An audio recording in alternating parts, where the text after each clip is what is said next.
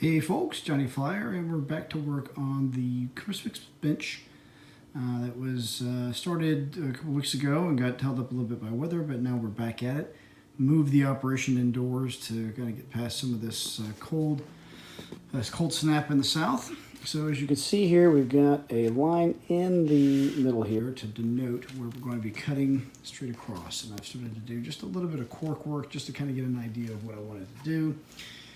The whole thing is temporarily wired and it's got good support underneath the entire thing. So you can see what we're using to cut a little bit of straight line action here and got that about as straight as we could. Use the T-square too, not in frame, but it's here. And pretty much using the measure twice, cut once method, we're going to go ahead and cut this thing in half, and that way we're running off of, you can see the split right there in the wood, we're running off of part A and part B. Which we'll go ahead and just call this for now. And then in the back you can see just doing some test strips back there of cork. I want to see what holds that long piece onto the main body better. Don't forget we're going to be building a bit of a feature back there, so don't necessarily need it to be 100%, but it needs to hold on so that it's not wobbly. So I'm trying to come up with some options that don't include adding more wood to the structure. So we'll see how that does. If that doesn't work, hey, we got cork on and no big deal. So this is kind of where we are. Next step we're gonna have is, I'm gonna have it cut in half. I'm gonna cork the entire half circle this way and the half circle over here. And you can see the test bench back there. That's the cousin to this one that started everything. And after that, I'm going to start doing a little bit of paint work, and then I'll show you what I'm going to do. I stole some ideas off of some master modelers that I've watched some videos for. This is not going to go as over the top as some, but when I start to paint, I'm going to sprinkle a little bit of the fake snow on here. I've also got to make sure that I have secure right here a space for the big tree. And I think what I'm going to do is I'm going to end up having to cut out a circle with some space to kind of slide it back and forth. So it'll probably be as more, I think, oval right about here. That's going to fit our Christmas tree stand and give the owner the ability to move it around. And because they'll use a tree skirt, I've cross-checked with the owner, they're going to use a tree skirt to kind of lay the thing down. You can see what's going to end up happening is we're going to be able to move that back and forth. So if the circumference of the base of your tree is too big, you can move forward and you can still keep the train table flush up against the wall. And then next thing, we've got our scenery. You can see some of our houses kind of peeking back here, and I moved them up off here. I did a quick layout just to make sure I was happy with where everything fit. Some of the hills I was hoping to do, I'm not going to have enough room to do, but right now I'm going to invest space for the buildings and not as much for terrain features, which is okay. I have done a test oval of the track and made sure that's all clean and ready to go. And I've also completely gone through and refurbished a 8B transformer to make sure that it's good to go and the train is happy on it. So everything so far is good mechanically. So next thing you see should be a split in half table, and we'll be working on sides A and B individually.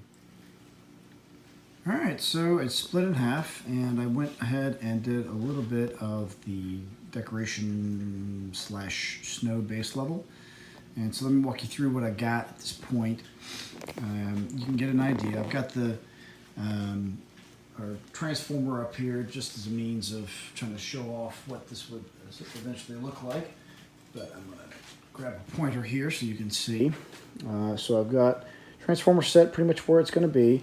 As you can see, the wire is set here into the table, and I'll run the power straight off of a power strip that's either going to be mounted here or someplace, probably here, so I can have the lights all run to the same place too.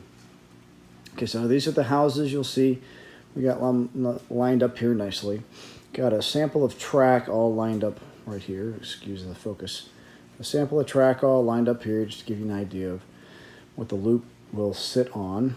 I've got some cork underneath running all the way around, partially to raise the track and partially to add some more sound deadening to the train table, because as we've learned in past experiments, not the least of which is this one right here, that things get pretty loud if you use straight wood. And so the buildings are set up basically the way you're going to see them when it's all set up. This building here is actually going to go a little bit a different angle. And then we're going to lay down a sand, I'm going to put some Mod Podge down, do a sand street there, so there's a street to walk down, kind of a dirt road.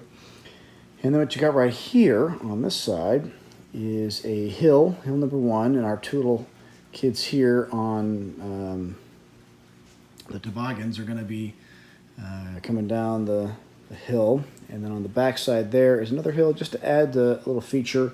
And there's a little bit of you can see just a bit of an angle coming up.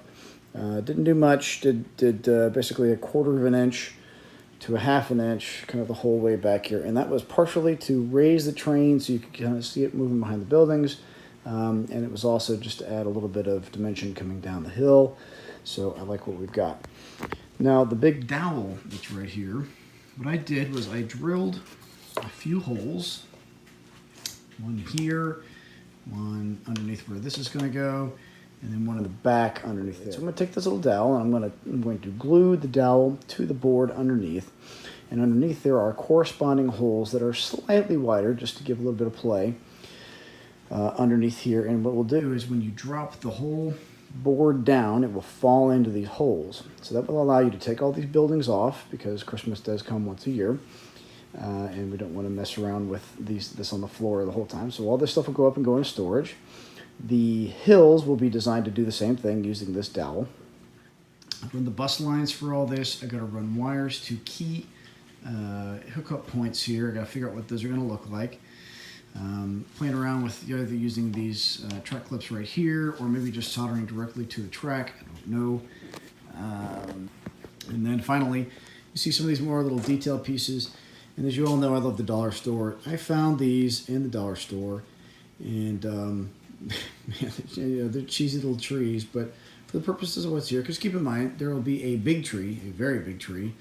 Most of this is going to be covered by a big tree, and I'm waving my magic wand here just to give you an idea, but most of this is going to be covered by a bigger tree and decorations. And so what this is going to allow kids to do is just kind of peek underneath and get a view kind of like this of a hidden world, and the same on the other side. So one last thing, I did pick some time out to take apart the 8B transformer here. You can tell I did a little bit of paintwork and restoration. This wasn't in bad shape. It had a little bit of cosmetic issues over here, which I wasn't necessarily very happy with, but I did try to get most of that up, and it cleaned up nicely, and it runs really, really well on the test voltmeter. I got 16.5 out of it, which is pretty much what it's supposed to do, with some loss for wires and everything else. Went and cleaned it out, blew it out, put some CRC 226 on some of the right parts, and so this one's pretty good. This one's in good shape, and I'm certainly not gonna go much deeper into it because these are hard to take apart and get pieces out of. But at this point, the wire's good, everything checks out, and it's putting out good power. I think we're going to go ahead and keep it. Side 2 now, and it's put together very much in the same way that side, I guess we were calling this, side B? The other side A, I probably flipped the 2 around, but you get the idea. This is the other side, put together the same way. Now the base is the same base. I didn't bother to pick up the base and move the other 2 around because all I needed was a flat surface to work this on. But you can see it is essentially the opposite of the other side, with fewer buildings. Didn't need to go as heavily on this building. I didn't feel the need. The one thing that this one does have is it has little musical capability, so it gives the kids something to mess around with. The nice thing too is there's an option switch on the back where if the switch, because it's hold down and the music stops when you lift your finger up. But you can also, if you want to, really listen to this for hours and hours, you can. But I'm sure for most parents out there, this is probably sufficient right there. Anyway, so that's pretty much it. At this point, I need to finish some of the wiring underneath. I've done most of the paint work I'm going to do. I've done some of the design work as far as the aesthetics go. I got some LED light bulbs on order because I want to stay away from incandescents, just for safety's sake. And the next thing you see should be this this whole layout sitting underneath a Christmas tree. I'm debating on the whole painting of the ballast area there, just to I don't know that we need it or not. I may play around with it just a bit just to see, but that would be one cosmetic thing that's left. But otherwise, this is pretty much, I'd call it 98, 99-ish% done. So thanks for watching, everybody.